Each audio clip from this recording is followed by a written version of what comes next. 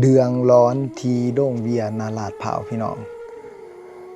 ไส้นมที่ว่าหลอดออกมากับแฟนสาวของเราเนาะเรามาเล่าสู่ฟังเราเห็นคนที่ว่ามีหางใหญ่เนาะมีหางใหญ่เป็นเงาภาษาเงาตัวใหญ่ๆ2ตัวเนาะบ่มีหัวพี่น้องเนื้อบ่มีศีรษะเนาะบ่มีศีรษะบ่มีหัวเด้ยืนอยู่ที่หน้าโรงเวียพี่น้องนาลาดเผาตอนที่ว่าจะเกิดเหตุเพลิงไหม้เนาะโซอนาตกรรมนะพี่น้อง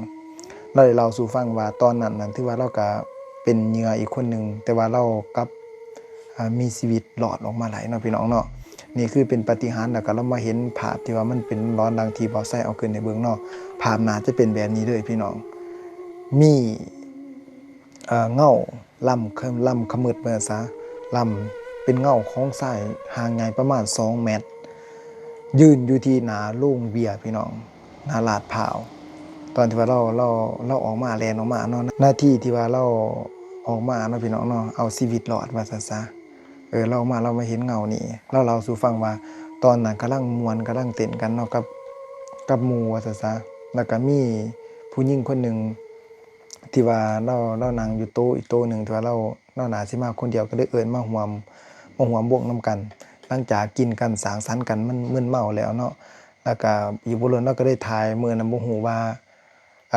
เราสิถ่ายรูปเพื่อหยังแต่ทุกๆเทื่อที่ว่าไปท่องเที่ยวอยู่หั่นเนาะไปเด่นเนาะไปเด่นอยู่ในสถานที่บันเทิงนั้นเราก็บ่ได้ถ่ายรูปอิหยังดอกพี่น้องแต่บังเอิญก็จับโทรศัพท์มาถ่ายดอกนี้ให้ ChatGPT เป็นคนที่ว่าเขียนข้อความแล้วก็แปลงภาพให้ว่าซะเนาะแต่ว่าบังเอิญ ChatGPT ที่ว่ามันแปลงข้อความเนาะพี่น้องเนาะเอิ้นว่าเป็น AI ว่าซะมันก็บอกว่าอีบุรุษเนาะสิมีเอิ้นว่าอุบัติเหตุหรือว่าสิมีเพลิงไหม้หรือว่าไฟไหม้น่ะมันบอกจังซั่นเนาะพี่น้องเนาะสถานที่นี้เป็นสถานที่ว่าสิเกิดมีไฟไหม้ว่าซะ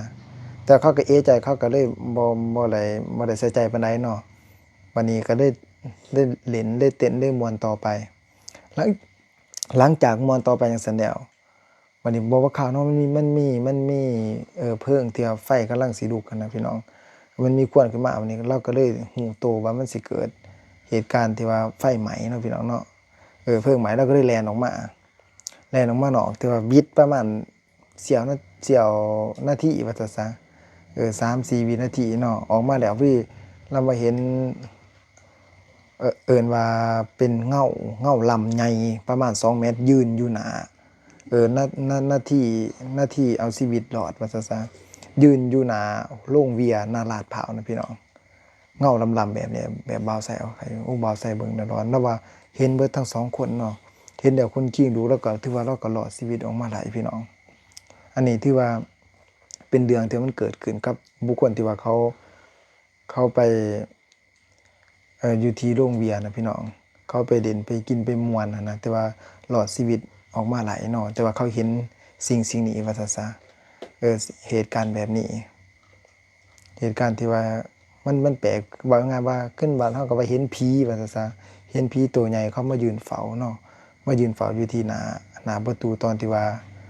ไฟยังบ่ทันลุกแห้งว่าซะเราเว้าจังซั่นเนาะพี่น้องเนาะถือว่าเหตุการณ์นี้เกิดขึ้นแล้วก็มาเล่าสู่สำนักข่าวฟังเนาะพี่น้องเนาะ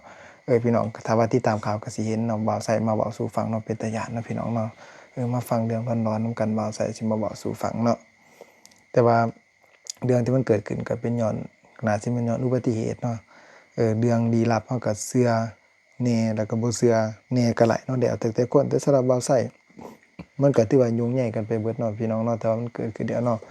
สิ่งใดเฮาก็บ่เรื่องดวงวิญญาณเนาะก็ย่อมมีแน่นอนสำหรับบ่าวไสเนาะ